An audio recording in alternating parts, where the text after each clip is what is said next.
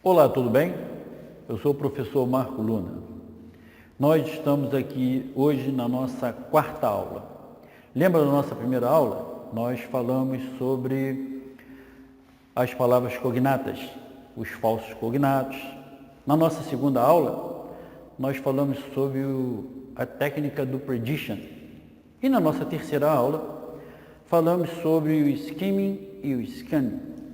E hoje, na nossa quarta aula, nós vamos atentar para um assunto que ficou pendente desde lá da primeira aula, que eu já estava com vontade de falar sobre este assunto, mas deixei para o último caso, para que vocês tivessem observado os exemplos passados.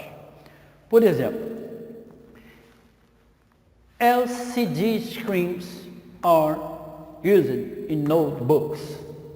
Notaram que LCD é uma abreviação de Big Crystal Display, que quer dizer tela de cristal líquido. Então, notaram que a atenção nesse exemplo.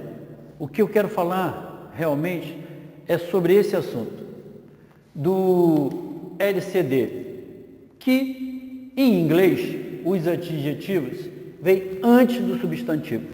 Vocês vejam só esse exemplo. Liquid Crystal Display, adjetivo cristal líquido, o adjetivo, e o display aqui, que é o substantivo, a tela. Viram a diferença?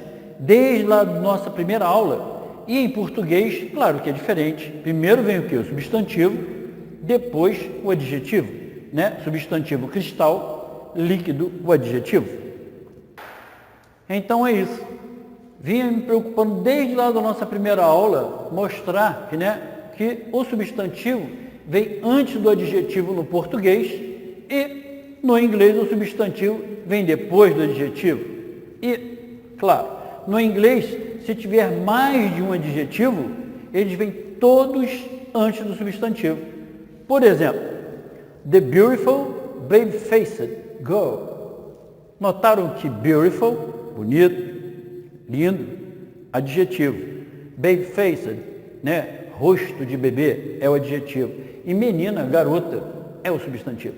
Em português, menina, que é o substantivo, linda, que é o adjetivo, e rosto de bebê, que é o adjetivo. Então, vocês viram que, em português, o adjetivo vem depois do substantivo, em inglês vem antes.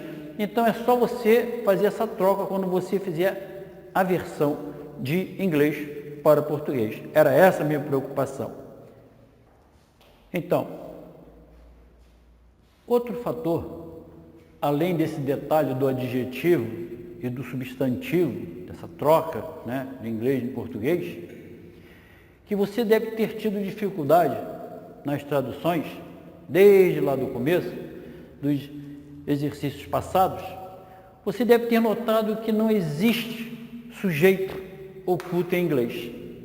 Você deve ter prestado bastante atenção nisso, nas nossas frases, nas nossas versões. Você tem que especificar o sujeito que você está se referindo na frase. Em inglês tem que se referir, tem que aparecer. Se eu digo assim, it's rain, está chovendo. Quem está chovendo? A chuva? Ela. E aí, que é a nossa aula propriamente dita. Ou seja, nós vamos tratar disso. O porquê disso? Observe. It's a red car. É um carro vermelho. Notaram aqui também, red car? Vermelho carro. Nós trocamos em português. Ficou o quê? Carro vermelho. Ou seja, substantivo, adjetivo. Em inglês, adjetivo, substantivo. Não esqueça dessa troca. Mas voltando ao nosso assunto, notaram também que aqui na frase it, ele, não foi mencionado em português. É um carro vermelho em português. Em inglês eu teve que aparecer ali o sujeito da frase. Veja outro, observe. It was shown that monkeys are. Uma frase tirada de um texto qualquer. Foi mostrado que macacos são. Notaram aqui? It was. Foi. It não foi mencionado. Quem? Ele quem? O macaco. Notem outra coisa aqui, ó. We showed that monkeys are.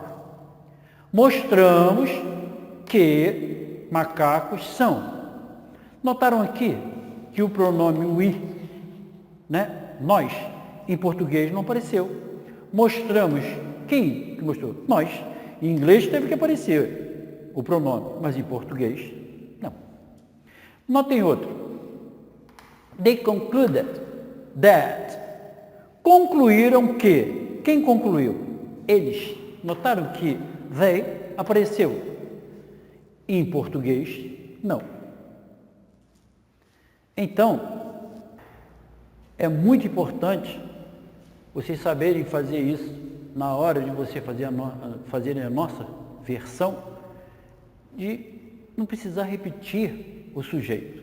Notem bem, em português, frequentemente, as frases não aparecem o sujeito, como nós vimos aqui. Pois nós temos o sujeito oculto, indeterminado e outros. Isto, no inglês, entretanto, não existe. A não ser pelo modo imperativo. Toda frase em inglês, normalmente, tem um sujeito. Na falta de um sujeito, no caso, específico, muitas vezes o pronome it deve ser usado. Note que eu falei a não ser pelo modo imperativo. O modo imperativo é aquele: sit down, sente-se, go outside, don't eat, não coma. Esse modo imperativo, tudo bem, você pode usar. Mas, o restante, muitas vezes, você tem que colocar o pronome it, que ele deve ser usado. Então, vamos dar uma atenção especial a isso aqui. Vejamos, personal pronouns. Nós temos aqui, ó, I, you, he, she, it, we, you, they. Notaram que nós temos aqui os pronomes pessoais. Em português são 6, em inglês são 8. Nós temos aqui, ó, a primeira pessoa do singular, eu. A segunda pessoa do singular, você. E a terceira pessoa, né, são esses três aqui, ó. He, que é ele, usado para pessoas do sexo masculino. She, ela, pessoas também usado, né, do sexo feminino. E it. Note que este pronome aqui, ele é neutro. É ele ou ela. Naturalmente usado para coisas e animais. Nós temos aqui o we, que é o plural de I, de eu, né? Temos o you aqui, segunda pessoa do plural, que é plural da segunda pessoa do singular.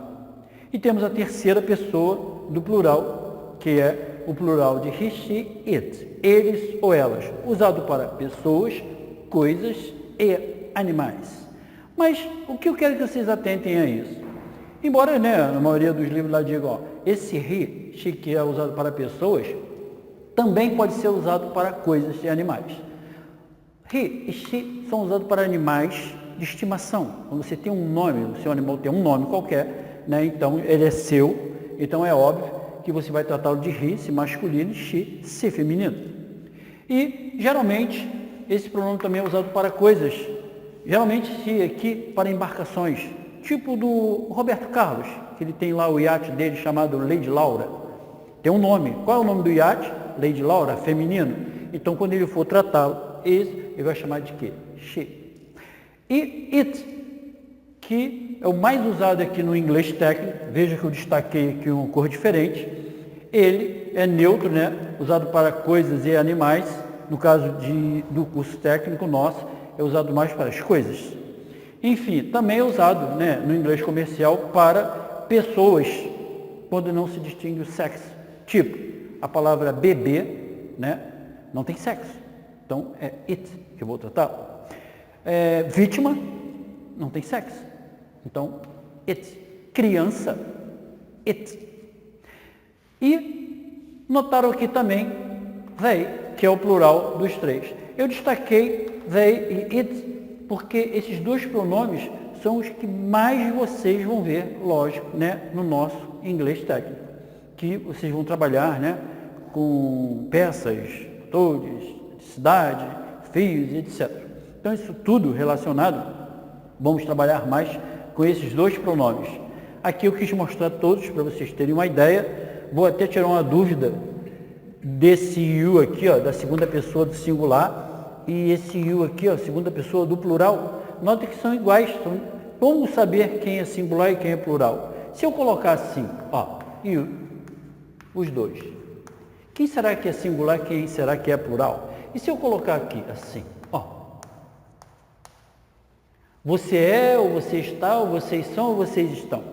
Será que dá para saber? E se eu colocar assim, ó,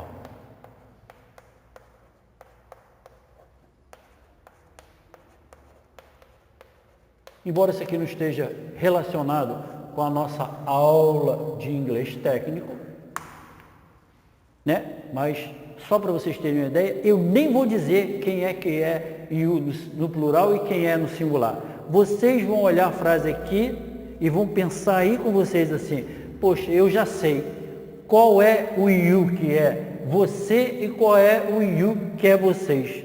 O que será? Nós temos aqui pronome, verbo e substantivos. Vou deixar essa incógnita. Vocês é que vão pensar e dizer assim, pô, eu sei, o professor não disse, mas eu sei quem é. Quem é you no singular e quem é you no plural. Até a próxima.